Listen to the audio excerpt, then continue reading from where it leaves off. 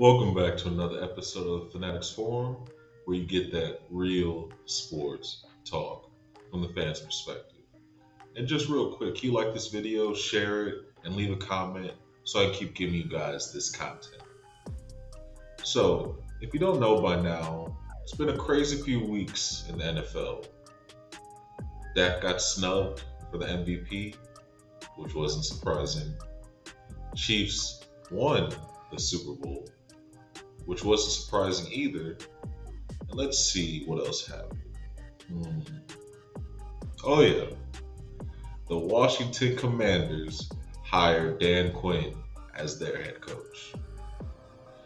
Thankfully, I'm not a betting man, but I would have never thought that the Commanders, who the Cowboys have been beating up on for the past few years, would think, let's get Dan Quinn to rebuild our team. This pick at head coach made no sense. Did y'all see how bad Dallas's defense performed come playoff time? Well, Dan Quinn got out coached and had the worst possible scheme that got exposed once again when the level of competition went up. But for some reason, Washington was like, that's our guy. He's the guy that we want, even though in Dallas, he couldn't get his side of the ball to come to play when it mattered the most. I hope that works out for you guys, but I doubt it. The sad part about all of this is that it gave Jerry Jones an out, because Dan Quinn needed to be fired immediately after that game, but he waited and waited and waited until all the young defensive coordinators got picked up, and then all of a sudden, the news of Dan Quinn being hired dropped. Funny how Washington waited so long to make a decision, and in turn got to screw Dallas out of getting one of the up-and-coming defensive coordinators. But again, when you wait to make a decision because you don't want to deal with the fallout, you get this situation. And the more and more I think about it, the Dan Quinn hiring just didn't sit well with me. And it almost looks like he sold out Dallas for the Washington job. And most people would say, there's no way that happened. Dan Quinn is a great guy and all that. But hear me out.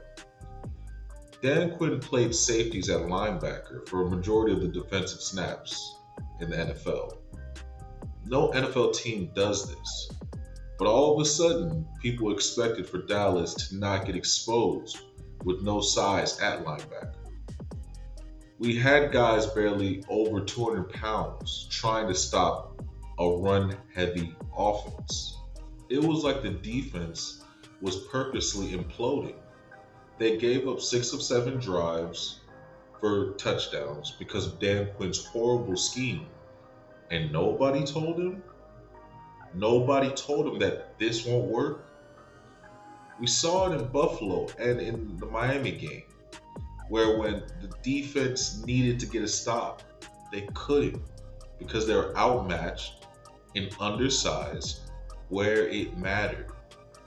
But this is the defensive genius that changed Dallas and made them a contender, but actually ended up being a pretender when it mattered. But I hear from so many people that, at least this isn't like when we had Mike Nolan at defensive coordinator. Well, let's take a look at Mike Nolan's defense when he was in Dallas. For some context, that was the year Dak broke his ankle and was out for the season. We couldn't score for anything and only won 6 games that year. And yes, a lot of our issues were on the defense. They tried to convert over to a 3-4 scheme without the proper personnel to do so, and it ended up being a disaster. Per game, that Dallas defense gave up 158 rushing yards, and in total gave up 2,541 yards, which were both the second worst in the NFL that year. These stats are horrible run defense wise, But this year, statistically, the Cowboys were middle of the pack, so our defense on paper didn't look bad. But let's look at certain games to see what Dallas defense really looked like. Remember these averages that made Dallas's defense look good? We ranked 5th in points per game that we allowed, was at 18.5. We ranked 16 in rushing yards per game at 112 yards. We're top 5 in passing yards per game allowed at 187.4 yards. And we ranked 5th in total yards per game with 299.7. Now let's look at the Arizona game that we lost. We gave up an average rushing yards per average at 7.4 yards. A total of 222 yards rushing and a total yardage of 400 yards, and gave up 28 points. In that loss, we were above the points per game average. We were above the total yards per game average and 100 yards over the average rushing yards that we allowed per game. So for that game, the defensive averages that we exceeded equaled a loss. Now let's look over the 49ers loss. We gave up a total of 421 yards, total yards. We gave up 170 yards rushing, 251 yards passing, and gave up a total of 42 points that game. All those averages were above our defensive average, so again, another loss. Now let's look at the Seattle game. We won this game, but this game officially told me that Dallas's defense was cooked, and we needed to change something fast. We gave up a total of 411 yards total, 275 yards passing, 136 yards rushing, and 35 points in total. All those above the averages, but we won that game. Why? Because our offense dropped 41 points that game and kept us in the game.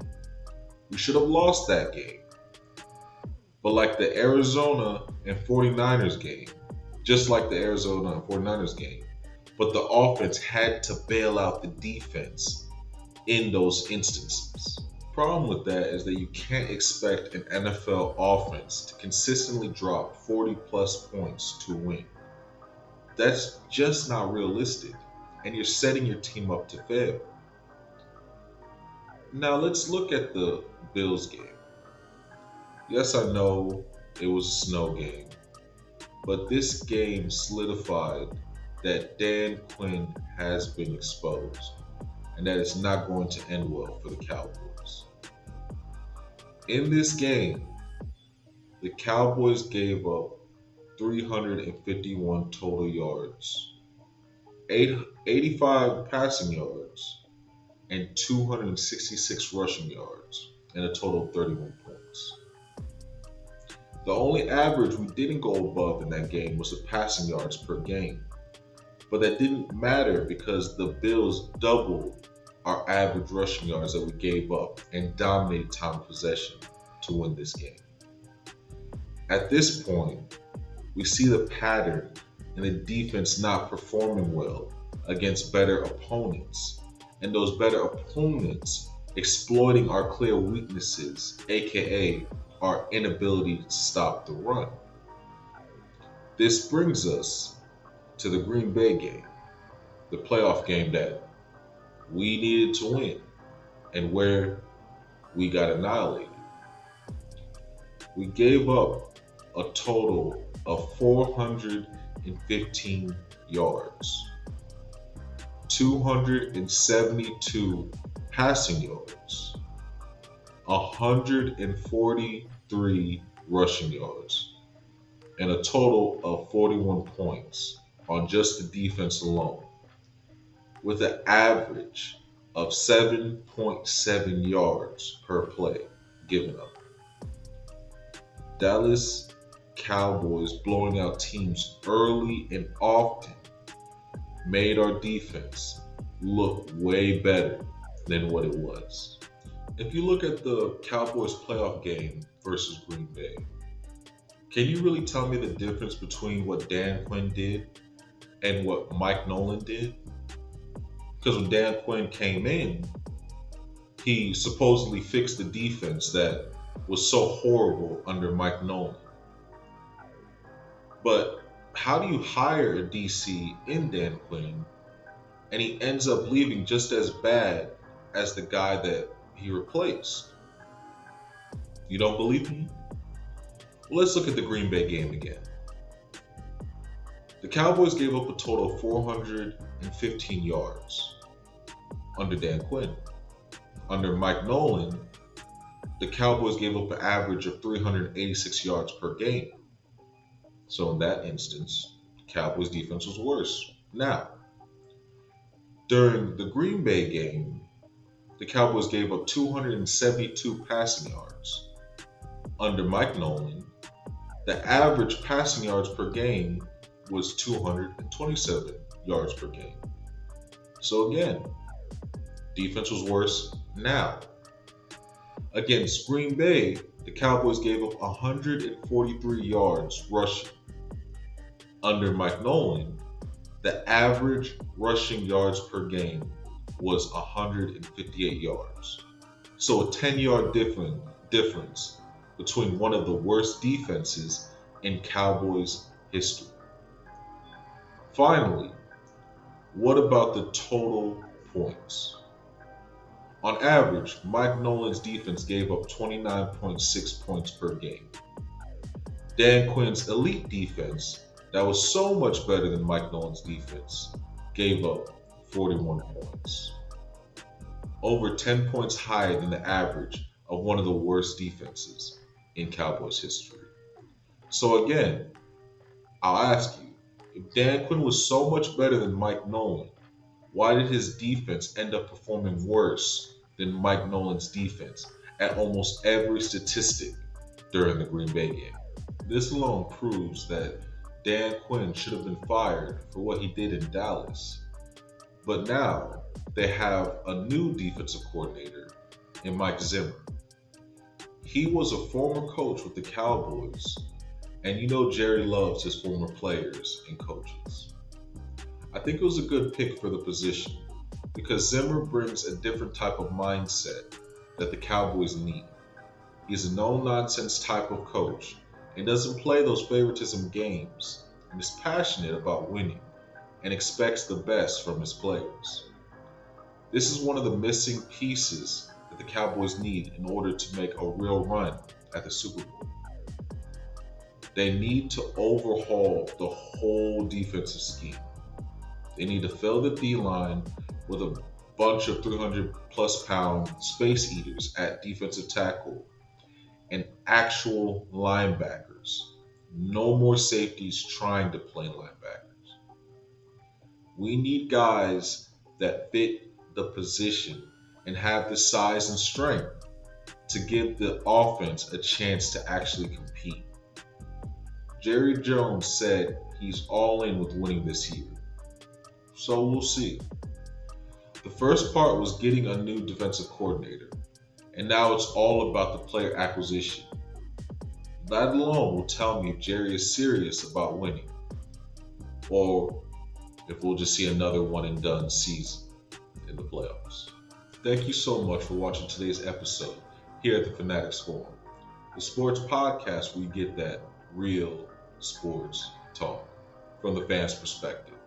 I'm your host, Mike, and don't forget to follow me on X, aka Twitter, on Instagram, and please subscribe to the YouTube channel so I can keep giving you guys this unfiltered content. Thank you again, and see you next time. I'm out.